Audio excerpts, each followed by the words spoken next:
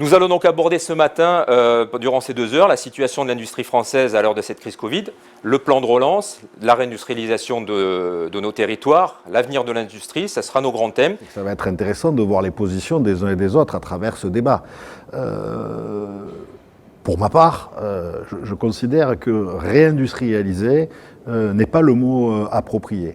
On va avoir du mal à ramener des industries ici qui produisent à l'autre bout du monde avec des coûts complètement dérisoires par rapport à ce qu'on sait faire ici. En revanche, je pense que l'enjeu de ce plan et de cette transformation, c'est de maintenir ici une nouvelle industrie. C'est faire en sorte qu'après la recherche et le développement, quand on crée de la valeur ajoutée, on industrialise ici plutôt que de laisser partir ailleurs. Donc je parlerai plus de New Industry. La vision que vous portez, que vous avez, que vous nourrissez, avec toute l'empreinte qui est celle de ce groupe magnifique qui est EDF sur l'industrie européenne, mais évidemment ce qui nous intéresse aussi c'est l'industrie française ce matin. Il y a eu beaucoup tendance à dire dans l'analyse économique, en réalité la crise du Covid n'était pas une rupture, mais venait en accélération d'un certain nombre de situations antérieures et qu'elle accélérait, qu'elle faisait ressortir plus dramatiquement un certain nombre d'enjeux. Quelle est votre vision à la tête d'EDF aujourd'hui sur la situation de l'industrie française, dont on voit bien que depuis le début du quinquennat, elle avait commencé à relever un peu la tête? 15 milliards d'euros d'investissement par an dans le groupe EDF. Nous faisons travailler 13 850 entreprises. Notre taux d'achat en France est légèrement supérieur à 95%. 95% d'achats en France. Sur le volume des achats, 22% sont faits vers des PME. Et donc, ceci représente environ 60 000 emplois directs et 114 000 emplois induits, donc 174 000 emplois en tout. Et pour ceux qui nous écoutent depuis la région de Marseille, la région Provence-Alpes-Côte d'Azur, 4 000 fournisseurs, dont 20% qui sont des PME, et au total 22 000 emplois pour 1 milliard d'euros d'achats.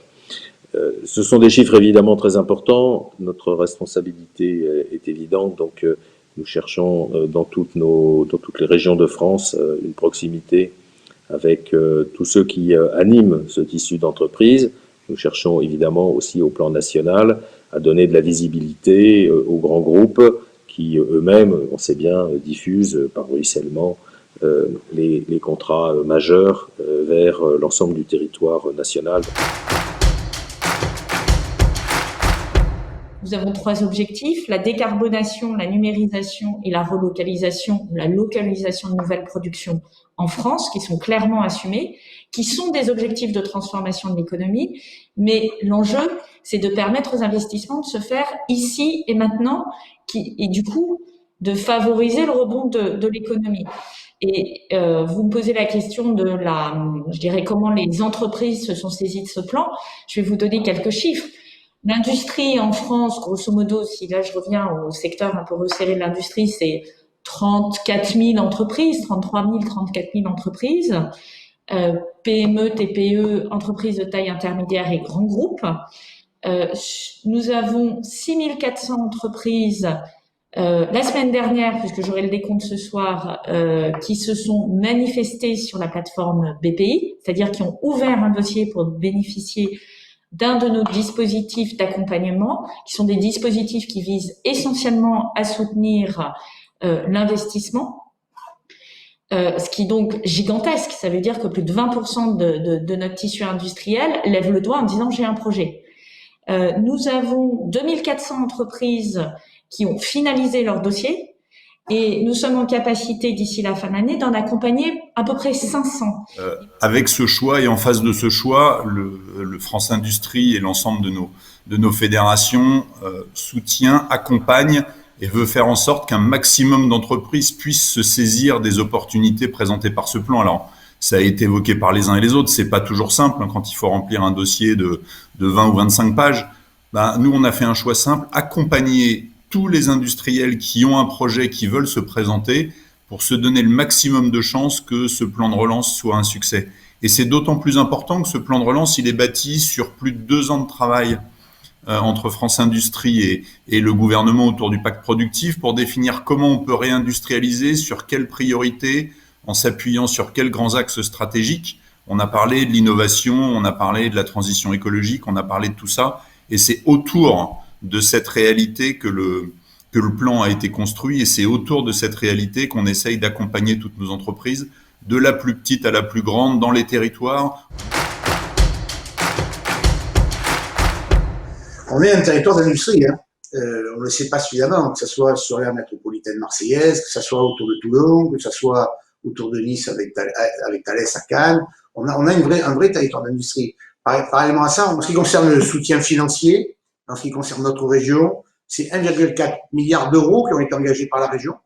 C'est 750 millions d'euros qui ont été injectés par l'État et la région sur le fonds de solidarité numéro 1, sur le fonds de solidarité numéro 2. Ça fait 400 000 entreprises aidées directement, 30 millions de fonds européens et 5 millions de fonds spécifiques pour l'agriculture. Voilà, donc c'est une aide supplémentaire aussi pour les territoires, une aide supplémentaire pour faire en sorte que les mairies, avec les fonds régionaux d'aménagement du territoire, viennent en soutien, puisque eux-mêmes étaient en très grande difficulté. Je pense que l'Europe est en train de jouer un grand pari sur son futur industriel, un futur sur lequel, dans le passé récent, l'Europe n'a pas été très attentive, ou attentive au moins à ce qui était nécessaire.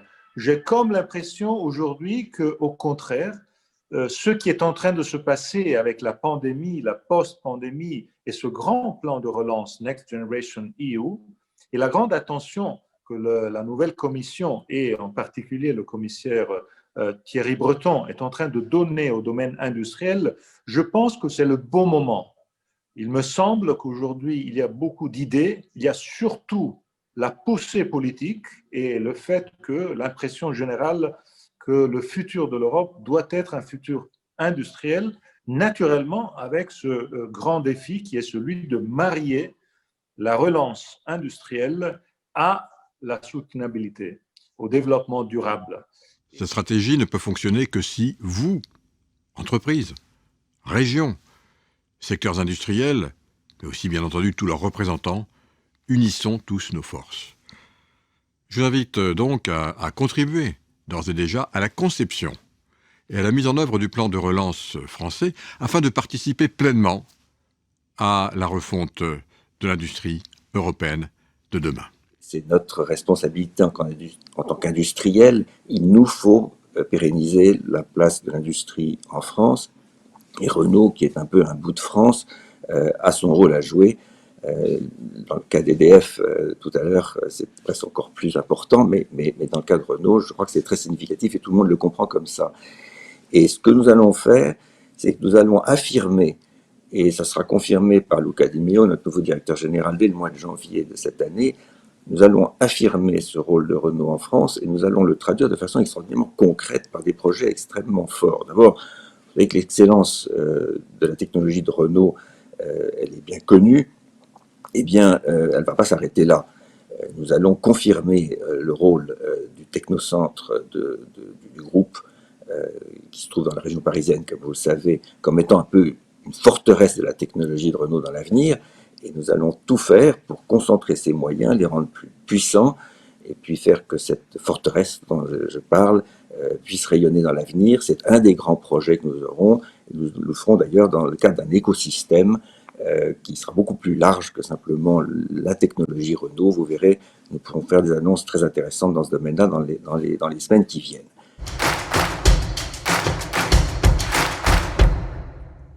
Tout notre combat, c'est d'expliquer que la préservation de la planète, ce qu'on peut aussi appeler écologie, en essayant de ne pas lui donner une connotation partisane, toute la préservation de la planète est évidemment clé pour reconstruire différemment l'économie des années 2030, 2040 ou 2050. Et à ce titre, se multiplient des investissements qui correspondent à cette nouvelle économie, qui sera une économie préservant notre planète, à la fois d'ailleurs sur le plan du carbone, dont on parle beaucoup, mais aussi sur le plan de la biodiversité. C'est-à-dire que notre croissance, elle est basée sur des biens, des services, ou en tout cas des sujets, des gains financiers, qui sont pas forcément sur des sujets essentiels pour l'humain et pour la planète. Et en fait, quand on fait ce constat-là, on se dit on a un vrai sujet de modèle de développement des économies. La décroissance et le recul de nos situations, de nos quotidiens, personne ne le souhaite. Mais la réalité, c'est qu'au niveau planétaire, on a besoin de regarder l'essentiel pour l'humain, l'essentiel pour la planète et de revenir à ces préoccupations-là. Donc, comment on remet ces préoccupations-là qui sont du long terme, qui sont pas forcément économiques et financières, dans un sujet de croissance et de développement de société. Et voilà, je pense que l'enjeu qu'on a demain, j'ai pas de solution toute faite bien évidemment, mais en tout cas, je pense que le constat, il est assez flagrant aujourd'hui, qui est que nos modèles économiques, en tout cas, sont basés à un moment donné sur des sujets qui ne sont pas dans les priorités. Donc, on peut pas nous demander de mettre ces priorités en premier quand en fait elles n'y sont pas vraiment finalement.